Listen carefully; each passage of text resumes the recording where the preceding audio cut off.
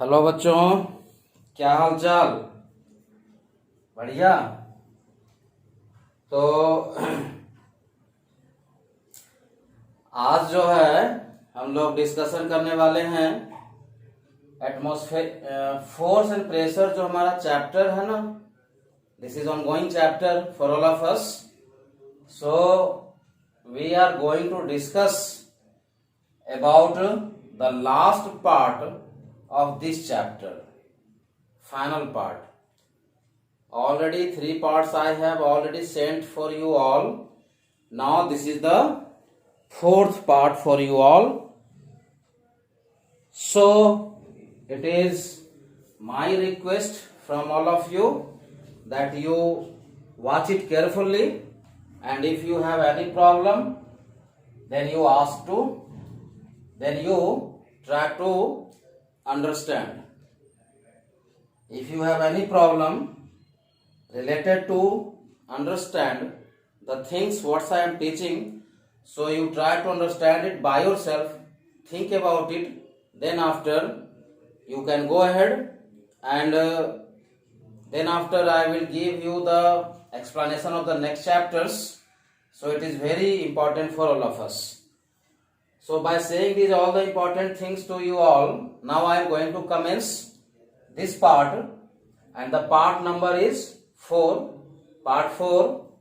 Chapter's name is Force and Pressure. This is for class 8.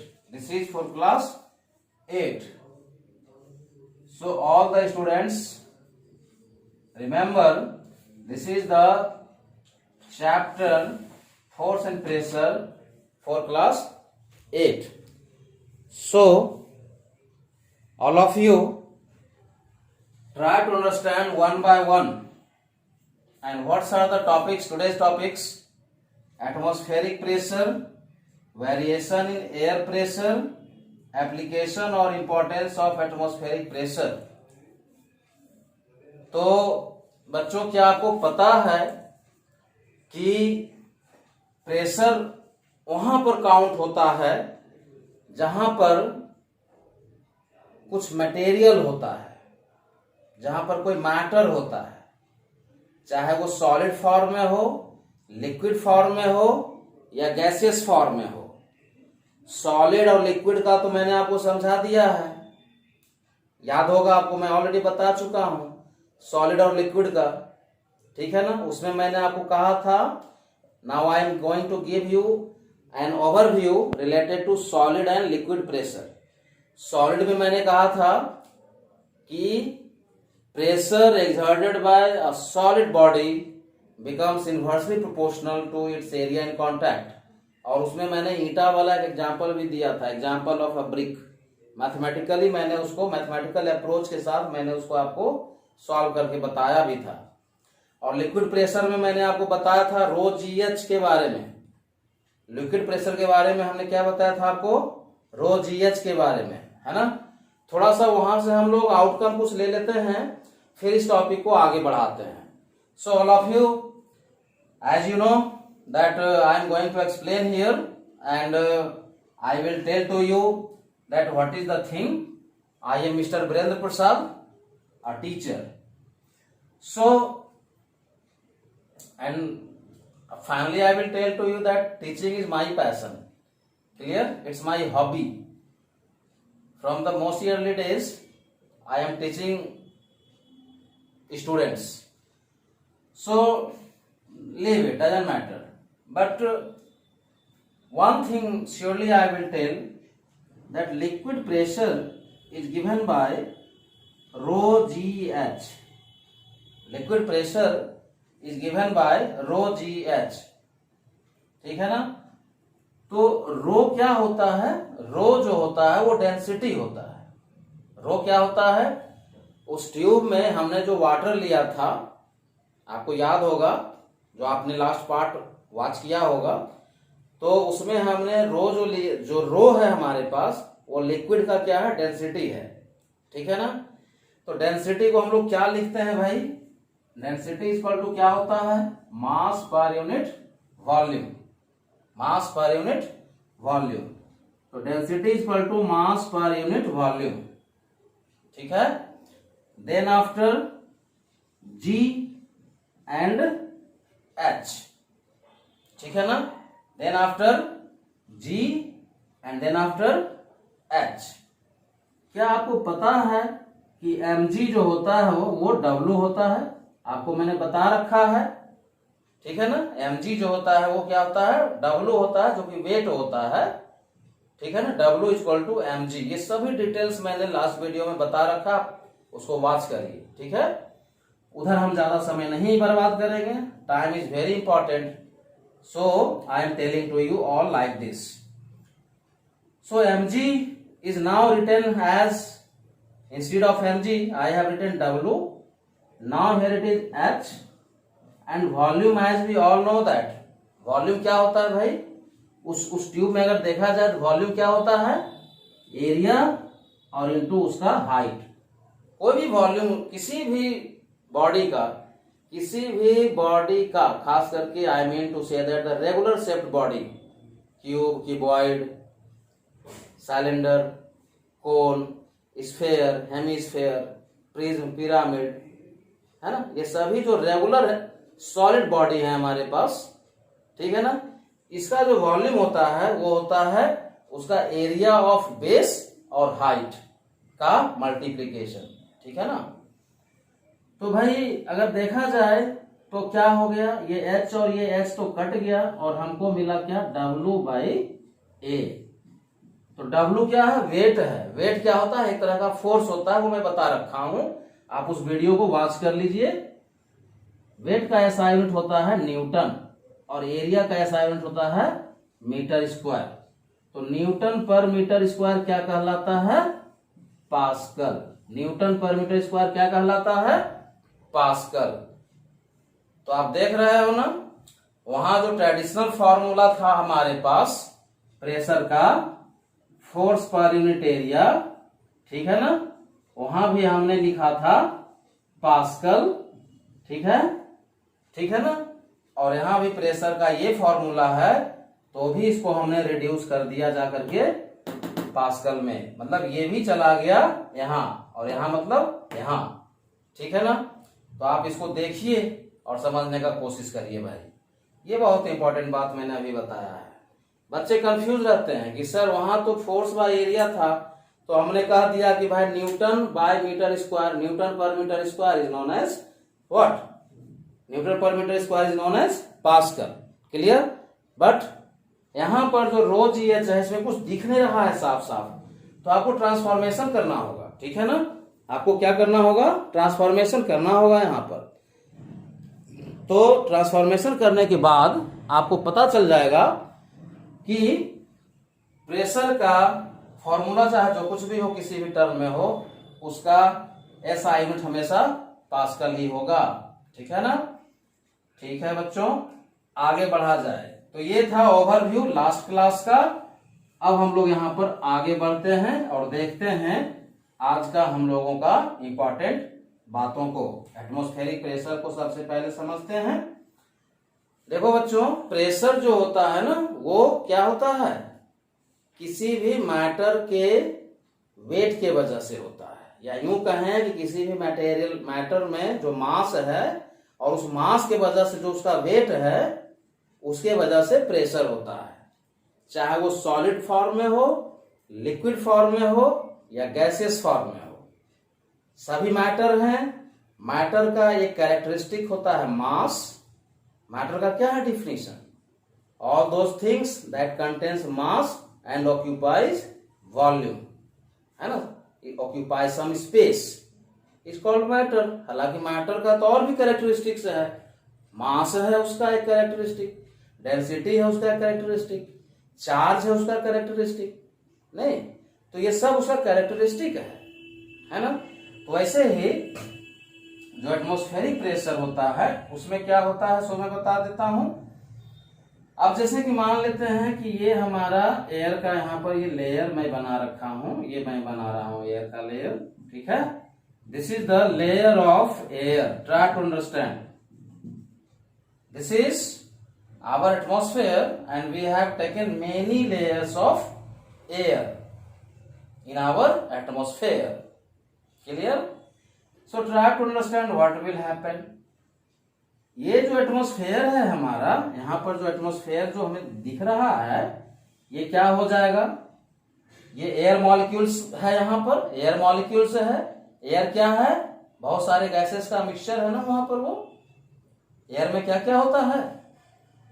Oxygen, hydrogen, nitrogen, helium और बहुत सारे और gases है ना, लेकिन वो बहुत कम मात्रा में होते हैं। तो हमें वो नहीं जानना, हमें ये जानना है कि एयर जो बना हुआ होता है उसमें बहुत सारे गैसेस होते हैं, एयर के मॉलिक्यूल्स होते हैं, ठीक है ना। और उस मॉलिक्यूल्स का अपना मास होगा। Each and every molecule of air contains its mass, और उस मास के वजह से उसका वेट हो जाएगा, ठीक है ना। तो इतने सारे, मान लो इतना इंक्लोज कर रहा है, ये इंक्लोज किया, मान लो हम इतना बड़ा एटमॉस्फेयर को कंसीडर कर रहे हैं। तो यहाँ पर जो एयर मॉलिक्यूल्स जो भरे पड़े हैं हमारे पास, ठीक है ना, यहाँ पर जो एयर मॉलिक्यूल्स भरे पड़े हैं, क्या हो सकता है? इसका अपना एक वेट होगा, ठीक है। अगर इस पूरे एयर मॉलिक्यूल्स का मास हम अगर मान लेते हैं कि 10 ग्राम है, इस पूरे एयर मॉलिक्यूल्स का मास जो है मान लेते हैं 10 ग्राम है, इस रीजन का मैं बात कर रहा हूं, तो निश्चित रूप से इसका अपना एक वेट होगा। निश्चित रूप से इसका अपना एक वेट होगा। क्या होता है वेट? बराबर वेट इक्वल टू होता है mg, और मास यहां मैंने दे रखा है आपको 10 ग्राम, तो 10/100, अच्छा 1000 ना, ग्राम को किलोग्राम में बदलने के लिए 1000 से डिवाइड कर देते हैं, और यहां पर स्मॉल जी का वैल्यू 10 ले लेते हैं, अप्रोक्सीमेटली 10 ले लेते हैं। तो क्या हुआ भाई? ये तो कट के खत्म हो गया, बचा 0.1 न्यूटन, ठीक है। तो इतने सारा एयर मॉलिक्यूल्स के वजह से जो इसका वेट बनता है वो बनता है 0.1 न्यूटन या 1/10 न्यूटन। आप 1/10 न्यूटन बोलिए या 0.1 न्यूटन बोलिए, बात तो बराबर हो गया ना हमारा बच्चों, ठीक है। तो ये रहा इसका वेट, और इस वेट के वजह से क्या होगा? क्या होगा? वेट के वजह से क्या बनता है? प्रेशर बनता है। किसी भी मैटर के वेट के वजह से क्या बनता है? प्रेशर बनता है, क्योंकि वो जो हमारा वेट है वो कहीं ना कहीं किसी न किसी लेयर पर लग रहा होगा, ठीक है ना, कहीं ना कहीं किसी न किसी लेयर पर वो वेट जो है लग रहा होगा। अगर हम लोग बात करें इतने सारे इस लेयर का, अगर इतना वॉल्यूम ऑफ एयर मॉलिक्यूल्स का बात करें, तो ये जो है देखो, ये इस लेयर पर इतना लग रहा होगा। ये इस लेयर को अगर हम नाम ए बी दे दें, तो इस ए बी लेयर पर इतना सारा वेट ऑफ एयर मॉलिक्यूल्स लग रहा होगा, और इस वेट के वजह से ए बी सरफेस पर, ए बी लेयर पर एक प्रेशर क्रिएट हो रहा होगा, और इसी प्रेशर को हम लोग कहते हैं एटमॉस्फेरिक प्रेशर। तो उतना बोलने की आवश्यकता नहीं है, मैं आपको सिर्फ इतना बता देना चाहता हूं कि जो प्रेशर होता है, एटमॉस्फेरिक प्रेशर जो होता है, वो बोल देंगे प्रेशर एक्सर्टेड बाय एटमॉस्फेयर, या pressure exerted by due to the weight of the molecules of the I will tell to you that what? I will tell to you that what? The pressure exerted by the weight of the air molecules. The pressure exerted by due to the weight of air molecules. इसका कोई एक certain definition भी आप बना सकते हो अपने तरफ से। आप जब चाहो अपना लैंग्वेज बदल सकते हो। Concept never changes. कॉन्सेप्ट कभी नहीं बदलता है बच्चा, ठीक है ना, it never changes. So pressure due to atmosphere, pressure due to atmosphere आप सिंपल लैंग्वेज में, जनरल लैंग्वेज में भी कर सकते हो, ठीक है ना। प्रेशर ड्यू टू एटमॉस्फेयर, और एटमॉस्फेयर में क्या है? एयर है, तो pressure due to air on a particular layer is called atmospheric pressure, और pressure due to atmosphere is also called atmospheric pressure. बहुत आसान सी भाषा में मैं यहां पर आपको ये बात को बता दिया हूं। पहले मैंने एक्सप्लेन कर दिया, बाद में मैं उसको समराइज कर दिया हूं, छोटा बना दिया हूं। उसके लिए भी आपको पूरा मार्क्स मिलेंगे। वेरिएशन इन एयर प्रेशर, तो इस बातों को, एटमॉस्फेरिक प्रेशर को हम लोगों ने समझ लिया। अब बात होती है वेरिएशन इन एयर प्रेशर। क्या एयर प्रेशर में भी वेरिएशन होता है? बताइए। क्या एयर मॉलिक्यूल्स को हम लोग अभी ऐसे है तो क्या उसको ऐसे कर सकते हैं? वो जो ईंटा वाला एग्जाम्पल हमने लिया था, मान लो कि ये हमारा डस्टर है, अभी हम इसको ऐसे रख दिए अपने पाम पर, यहां पर ऐसे रख दिए, तो जो कुछ भी प्रेशर लग रहा है, ठीक है, चलो, और मान लो हम इसको ऐसे रख सकते हैं, प्रेशर बदल जाएगा, ठीक है, ऐसे रख सकते हैं, प्रेशर बदल जाएगा। लेकिन क्या ये जो हमारे पास जो एटमॉस्फेयर है हमारा, ठीक है ना, एटमॉस्फेयर समझते हो ना, ब्लैंकेट ऑफ एयर, हमारे अर्थ का जो एटमॉस्फेयर है, जिसको हम लोग ब्लैंकेट ऑफ एयर के नाम से जानते हैं, वही तो एटमॉस्फेयर है। वो हमारे क्या, वो क्या है, वो बहुत सारे गैसेस से मिलकर के बना हुआ है, ठीक है ना, मिक्सचर है ये एक तरह का, देखा जाए तो कुल मिला के बात ये करेंगे कि क्या वेरिएशन इन एयर प्रेशर हो सकता है, ठीक है ना, कि क्या ऐसा हो सकता है कि एयर प्रेशर में भी वेरिएशन हो। अब मान लो कि ऐसे ये रखा, ये एयर मॉलिक्यूल्स ऐसे अरेंज्ड है, तो ये तो ऐसे ही रहेगा ना। क्या हम इसको ऐसे कर सकते हैं? जैसे ये डस्टर है, मान लो यहां रखा हुआ है, हम इसको ऐसे कर सकते हैं, ऐसे कर सकते हैं, है ना, लेकिन इसको तो हम उलट पुलट कर नहीं सकते हैं। तो इसको थोड़ा सा अलग टर्म्स में हम लोगों को समझना पड़ेगा, ठीक है। तो समझने का कोशिश करते हैं बच्चा, चलो स्टार्ट करते हैं। देखिए, कुल मिला के बात क्या होता है, एयर प्रेशर में वेरिएशन किस तरह से होता है वो समझते हैं हम लोग, ठीक है ना। बहुत इंपॉर्टेंट बात मैं बताने जा रहा हूं।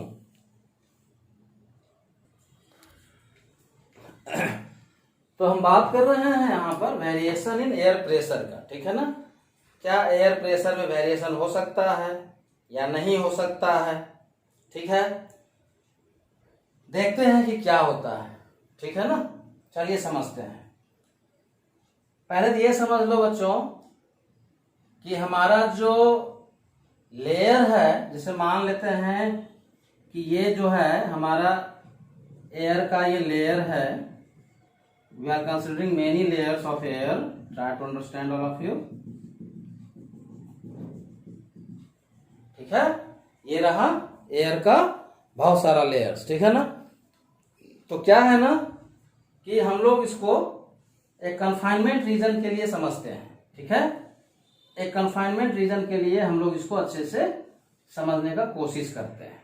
देखिए, मान लेते हैं कि ये जो है यहां पर जो है, ऐसा करते हैं, इस फिगर को, इस डायग्राम को यहां बनाते हैं, ठीक है ना। ठीक है, देखिए यहां पर क्या हम लोग पढ़ने वाले हैं कि क्या टेम्परेचर के बदलने से एटमॉस्फेरिक प्रेशर में कोई चेंज होता है क्या, और होता है तो क्यों होता है, ये जानने का कोशिश करते हैं, ठीक है। चलिए शुरू करते हैं।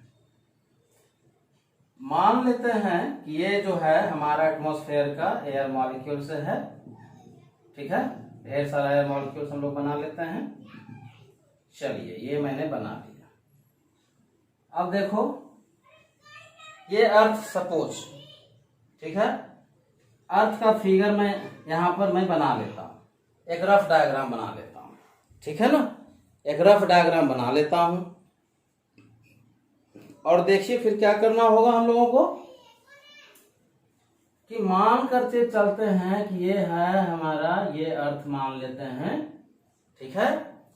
तो क्या हो जाएगा बच्चों, समझते हैं इसको, ठीक है। देखो, इधर कहीं पर सन है, ठीक है, मान लेते हैं यहां पर सन है, ये क्या कर रहा है, अपना हीट को रेडिएट कर रहा है, ठीक है, अपना हीट को रेडिएट कर रहा है। अब क्या होगा, ये अर्थ मैंने बनाया, सिर्फ समझाने के लिए मैं एक रफ फिगर बना रहा हूं, और ये रहा हमारा ये हम लोगों का यहाँ पर सन है, ठीक है, सन। तो यहां से जो हीट रेडिएट हो रहा है, क्या होगा पता है आप लोगों को? पहले इस हीट को, ये रेडिएटेड हीट को, ठीक है ना, ये अर्थ पहले अब्सॉर्ब कर लेगा, ठीक है, और फिर यहां से ये रिलीज करेगा अपना हीट को, अपने सराउंडिंग को ये हीट रिलीज करता है, ठीक है ना।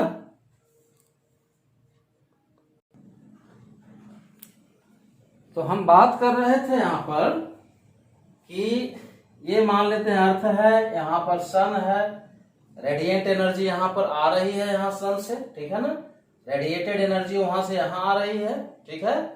जो हीट एनर्जी है, अर्थ क्या करता है, इस पूरे एनर्जी को पहले ये क्या करता है, एब्सॉर्ब करता है। इसने हीट को एब्सॉर्ब किया, ठीक है, हीट को ये एब्सॉर्ब किया। उसके बाद क्या होगा कि ये हीट को रेडिएट करेगा। तो होगा क्या कि जो लेयर अर्थ के ज्यादा नजदीक है, I mean to say that कि एटमॉस्फेयर का, अर्थ से एटमॉस्फेयर का वो लेयर जो अर्थ के सबसे नजदीक है, वो ज्यादा हीट एनर्जी गेन करेगा।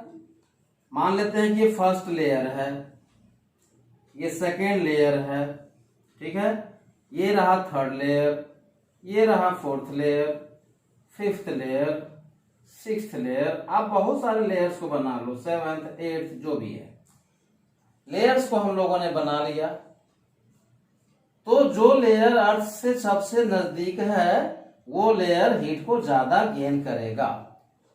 यानी ये जो लेयर है, अगर इसका नाम दे दें 1 2 3 4 के बाद हम लोग क्या देना होगा, 5 देना होगा, है ना, 5 6 7 8। आप बहुत सारा लेयर्स ले सकते हो, 9 10, infinite number of layers are there. तो एक रफ डाटा मैं आपको दे रहा हूं कि मान लो ये लेयर 1 जो है वर्ल्ड सरफेस से नजदीक है, ठीक है। तो क्या हो जाएगा बताइए, ये जो लेयर 1 है वो ज्यादा हीट एब्सॉर्ब करेगा विथ रिस्पेक्ट टू सेकेंड, क्योंकि सेकेंड जो लेयर है वो तो अर्थ लेयर 1 के बाद है। फिर जो ये लेयर 3 है वो लेयर 2 के बाद है, लेयर 4 जो है वो लेयर 3 के बाद है। तो जो लेयर जितना आगे है वो उतना ही कम हीट एनर्जी को एब्सॉर्ब करेगा। बताइए सही है क्या? ठीक है ना, उतना ही हीट एनर्जी को क्या करेगा, वो एब्सॉर्ब करेगा। तो होगा क्या, जो लेयर 1 है वहां पर जो एयर मॉलिक्यूल्स हैं, जो लेयर 1 है वहां पर जो एयर मॉलिक्यूल्स हैं, उसका क्या बताइए, उसका क्या होगा भाई? तो उसका जो है हीट जो है वो सबसे ज्यादा होगा, ठीक है ना, हीट क्या होगा उसका सबसे ज्यादा होगा। तो इसको हम लोग समझते हैं पहले, ठीक है।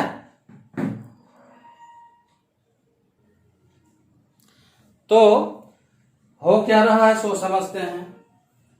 अब लेयर 1 जो है सबसे ज्यादा हीट एनर्जी यहां से गेन कर लिया अर्थ से, यहां से जो हीट एनर्जी जो रेडिएट हो रहा है यहां से ये सबसे ज्यादा हीट एनर्जी गेन कर लिया। इसके रिस्पेक्ट में ये लेयर जो सेकेंड है वो कम हीट एनर्जी गेन किया, सेकेंड के बाद जो थर्ड है वो और कम किया, और लास्ट में क्या होगा, जो सबसे लास्ट लेयर होगा एटमॉस्फेयर का, वहां पर क्या होगा, वो layer list amount of heat energy gain करेगा, ठीक है ना। वो लेयर क्या करेगा, list amount of heat energy को गेन करेगा। तो समझिए इसको भाई, layer 1 absorbs most amount of heat, most amount of radiated heat or radiant heat energy with respect to all these the layers, ठीक है ना। That's why इसके जो मॉलिक्यूल्स हैं, लेयर 1 के जो मॉलिक्यूल्स हैं, वो क्या होगा, उसके पास ज्यादा एनर्जी होगा, तो वो ज्यादा तेजी से कोलाइड करने लगेगा, वो ज्यादा तेजी से वाइब्रेट करने लगेगा, जल्दी जल्दी कोलाइड करने लगेगा आपस में। उसके वजह से क्या होगा, उसके मोमेंटम बढ़ जाएंगे, ठीक है ना। आप मोमेंटम को हटाइए, नया टर्म हो जाएगा आपके लिए। जल्दी जल्दी कोलाइड करने लगेगा, ज्यादा एनर्जी उसके पास होगा, ज्यादा वाइब्रेट करने लगेगा, तो क्या होगा, कॉलिजन पर सेकेंड जो है वो बढ़ जाएगा, इसलिए उसका प्रेशर भी बढ़ जाएगा। ठीक है, यहां पर प्रेशर क्या होगा, बढ़ जाएगा। And so on. ऐसे ही सेकेंड लेयर का प्रेशर 1 की अपेक्षा कम हो जाएगा, 3 का सेकेंड से कम हो जाएगा, 4th का 3rd से कम हो जाएगा, 5th का 4th से कम हो जाएगा, 6th का 5th से कम हो जाएगा, 7th का 6th से कम हो जाएगा, 8th लेयर का 7th से कम हो जाएगा। अगर इसको ध्यान से देखें तो लेयर 1 का जो काइनेटिक एनर्जी है, जो वाइब्रेटिंग नेचर है एयर मॉलिक्यूल्स का, सबसे ज्यादा है 1 पर और सबसे कम है 8 पर। हम मान के चलते हैं कि इतना ही बड़ा हमारा एटमॉस्फेयर है फिलहाल, ये मान के चला जा रहा है।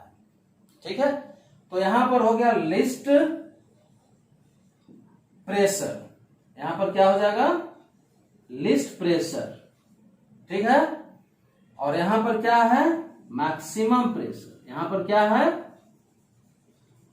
Maximum pressure. ठीक है, ये देखिए, ठीक है ना, एक है लिस्ट प्रेशर और एक है मैक्सिमम प्रेशर। तो चलिए इसको समझा जाए अच्छे से। मैक्सिमम प्रेशर क्या है, ये हमारे पास प्रेशर है, और इसका भी रीजन क्या है वो मैंने बता दिया। यहां पर कॉलिजन पर सेकेंड सबसे ज्यादा है और यहां पर कॉलिजन पर सेकेंड सबसे कम है। कॉलिजन पर सेकेंड ऑफ व्हाट, मॉलिक्यूल्स का, एयर मॉलिक्यूल्स का। ठीक है, यहां पर मान के चलते हैं, ये एग्जैक्ट डाटा मैं नहीं बता रहा हूं, मान के चलते हैं कि यहां पर सेकेंड जो है अगर 100 कॉलिजन्स है, ठीक है, यहां पर अगर पर सेकेंड 100 कॉलिजन्स है तो यहां पर सेकेंड जो है मुश्किल से 10 कॉलिजन्स होंगे सपोज। ठीक है, ये मान के चला जा रहा है, ये एग्जैक्ट डाटा नहीं मैं दे रहा हूं आपको, कॉलिजन्स। ठीक है, ये 10 कॉलिजन्स। ठीक है ना, यहाँ 100 कॉलिजन्स है तो यहाँ 10 कॉलिजन्स है। ऐसा नहीं है कि ऐसे में जो है 10 टाइम्स कम जाता है, आई मीन कि 1/10 टाइम्स जो है यहाँ की अपेक्षा कम जाता है, ऐसा नहीं। एक रफ डाटा में दे रहा हूं सिर्फ समझाने के लिए आपको। ठीक है, कि यहाँ पर एयर मॉलिक्यूल्स का जो कॉलिजन है वो 100 कॉलिजन पर सेकेंड है और यहाँ पर मान लेते हैं 10 कॉलिजन्स पर सेकेंड है। ठीक है, या मान लो 60 कॉलिजन्स पर सेकेंड है। एक रफ डाटा से मैं सिर्फ समझाने का आपको कोशिश कर रहा हूं। ठीक है, इस तरह से, और उसका कारण भी मैंने बता दिया। तो वो जो है वाइब्रेटिंग नेचर जो है पार्टिकल्स का, उसके वजह से यहां पर क्या होगा, प्रेशर मैक्सिमम होगा, क्योंकि वहां पर एनर्जी ज्यादा है। ठीक है ना, वो मोमेंटम वहां पर कॉलिजन की वजह से मोमेंटम ज्यादा है। मोमेंटम कहीं ना कहीं फोर्स से रिलेटेड है, आप पढ़ोगे 9th क्लास में, और फोर्स कहीं ना कहीं प्रेशर से रिलेटेड है भाई। ठीक है, तो यही बात हो गई यहां पर भी। इसलिए हम कह सकते हैं कि हम लोग जैसे जैसे ऊपर बढ़ेंगे हमारे एटमॉस्फेयर में, जैसे जैसे ऊपर चलते चले जाओगे, आप ऊपर अगर जाते हो तो क्या होता है, एटमॉस्फेरिक प्रेशर लेस होता चला जाता है, decreases. Atmospheric pressure decreases, atmospheric pressure घटता चला जाता है आप जैसे जैसे ऊपर चले जाते हो। ठीक है ना, अब समझते हैं। एक बात साफ मैं बता देना चाहता हूं, देखो वहां पर एक डाटा लिखा हुआ है 101325 पास्कल। ये क्या है पता है, ये हमारे एटमॉस्फेयर का प्रेशर है, ये हमारे एटमॉस्फेयर का प्रेशर है अर्थ सरफेस के तरफ। ठीक है ना, कितना है ये भाई, 1,01,325 पास्कल। इतना प्रेशर एटमॉस्फेयर हम लोगों के ऊपर लगा रहा है।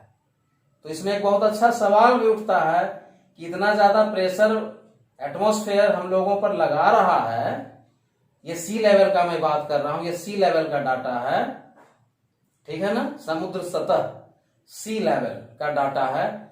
तो हम लोग क्रश क्यों नहीं कर जाते हैं, हम लोग पिचक क्यों नहीं जाते हैं, उसका रीजन है वो तो आपको बाद में मिलेगा, हमारे अगले वीडियो में मिलेगा, या आप इसको ढूंढिए, इसको पता करिए, ये मेंटेन हो जाता है, वो दैट इज अनदर मैटर। ये हमारे कंसर्निंग मैटर, इस टॉपिक का ये कंसर्निंग मैटर नहीं है, वो फिर एक अलग नया चीज बन जाएगा वहां पर अगर हम लोग जाते हैं तो यहां पर हम लोग रहते हैं अभी। ठीक है, तो हमने देखा कि जैसे जैसे हम लोग ऊपर जाते हैं एटमॉस्फेरिक प्रेशर क्या होता चला जाता है, डिक्रीज होता चला जाता है।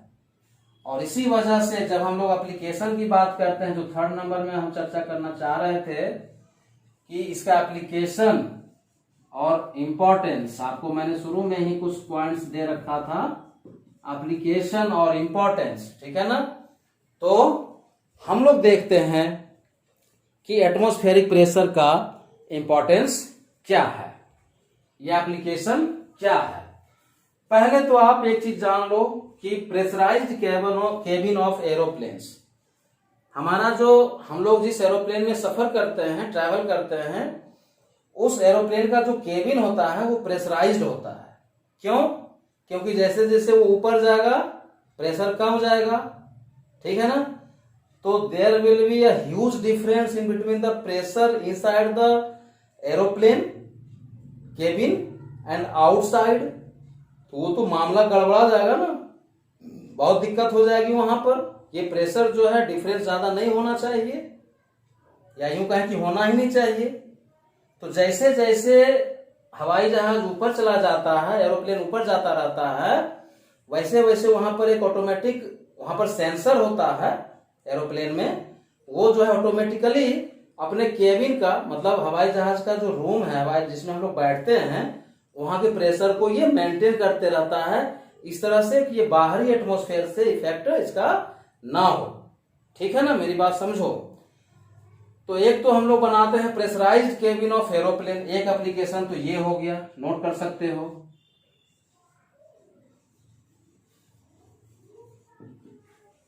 प्रेशराइज्ड केबिन ऑफ एरोप्लेन,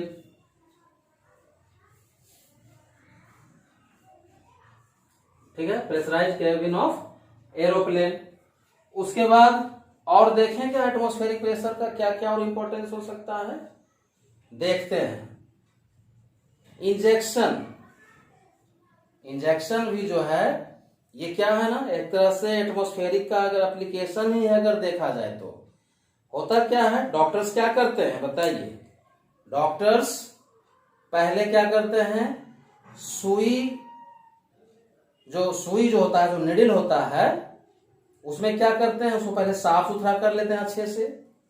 उसके बाद उस ट्यूब में जितने एयर है उसको पहले बाहर कर देते हैं, ऐसे इसको ये करके सारा एयर को बाहर कर दिया उन्होंने। अब क्या हो रहा है, उन्होंने निडल को मेडिसिन में डाला और उसको उन्होंने खींचा, ठीक है। तो हो क्या रहा है यहाँ पर, वो जो difference in atmosphere, difference in pressure जो बन रहा है निडल के अंदर, मतलब उस जो हमारा जो सुई है कह सकते हैं, जो निडल है, जो पूरा जो सिस्टम है, और बाहरी जो एटमॉस्फेरिक प्रेशर है, उसमें जो डिफरेंस बन रहा है ना, उसके वजह से वो मेडिसिन पूरा का पूरा चलाता है किधर, निडल के सुई में चलाता है। वो जो सिस्टम है हमारे पास, ठीक है, उसमें चला आता है, ठीक है। इसको और ढंग से हम समझ सकते हैं, जैसे कि हो क्या रहा है कि आप उसको ऐसे खींच रहे हो, ठीक है ना, तो वो जगह पर एक्चुअली एक तरह से वैक्यूम बनता चला जाता है। वो जो जगह है जहां पर वो मेडिसिन आ रहा होता है, वहां पर एक तरह से वो वैक्यूम बनता चला जाता है। तो उस वैक्यूम को फिल करने के लिए मेडिसिन उधर से दौड़ पड़ता है, ठीक है ना। और वो मेडिसिन कहाँ चलाता है, वो जो निडल है हमारे पास, पूरा जो सिस्टम है उसमें चलाता है। वैसे ही जैसे मान लो कि आप स्ट्रॉ से जो है कोल्ड ड्रिंक पी रहे हो, तो यहाँ पर भी कुछ वही उसी तरह की बातें होती है, ठीक है। आप क्या करते हो, स्ट्रॉ को बोतल में इंसर्ट करते हो, उसको खींचते हो, तो वहां पर क्या होता है, वहां पर एक तरह का वैक्यूम रीजन क्रिएट हो जाता है। और जैसे जैसे तुम उसको ऊपर खींचते हो, उस जगह को वो फिल करने के लिए जो कोल्ड ड्रिंक है, ठीक है, जो सॉफ्ट ड्रिंक है, वो उस स्ट्रॉ में चला आता है और वो कहाँ पहुंच जाता है, हमारे मुंह में, ठीक है ना। तो ये सब कुछ एप्लीकेशंस हैं हमारे डे टू डे लाइफ से, जिसको लेकर के हम लोग एटमॉस्फेरिक प्रेशर को अच्छे से समझ सकते हैं, या एप्लीकेशन ऑफ एटमॉस्फेरिक प्रेशर को समझ सकते हैं। तो एक तो मैंने यहां लिख दिया प्रेशराइज्ड केबिन, फिर मैंने आपको निडल वाला एग्जांपल दिया, फिर मैंने आपको जो है एक स्ट्रॉ वाला एग्जांपल दिया, ठीक है। हैंड पंप का भी देखा जाए तो कुछ उसी तरह से है। आप खींचते हो तो क्या होता है, वहां पर एक तरह से वैक्यूम रीजन बनना शुरू हो जाता है, इधर से जो पानी जो आ रहा है ऊपर उसको फिल करने के लिए दौड़ पड़ता है, ठीक है। और जो आंधी आती है, जो स्टॉर्म बनता है, उसका भी क्या रीजन है? Low pressure region in a certain place, ठीक है ना। Low pressure region in a certain place on the surface of the earth. जिस जगह पर लो प्रेशर रीजन बन जाता है, हवाएं उधर दौड़ जाती है, एयर उधर को दौड़ जाती है उस जगह को फिल करने के लिए। क्यों? क्योंकि हमारे एटमॉस्फेयर में कोई भी जगह एयर के बिना नहीं रह सकता है, और उसी वजह से ये आंधी बन जाता है, ब्लोइंग विंड बन जाता है। ब्लोइंग विंड क्या होता है? स्टॉर्म होता है, ठीक है ना। तो ये चैप्टर आपका बिल्कुल समाप्त हो गया। मैंने फोर्स एंड प्रेशर चैप्टर को 4 पार्ट में बनाया है, बड़ा बड़ा वीडियो है। पूरा वीडियो अगर आप वॉच करते हो ना प्रॉपरली, तो इस मेरा गारंटी है कि इस चैप्टर का एक भी कॉन्सेप्ट आपका नहीं छूटेगा, नहीं बचेगा। I wish that you must gain maximum marks in the coming examination for these words. Now I am leaving to you. In the next chapter, I will meet you. The chapter's name will be friction for you all. So keep watching my video. Thank you all of you.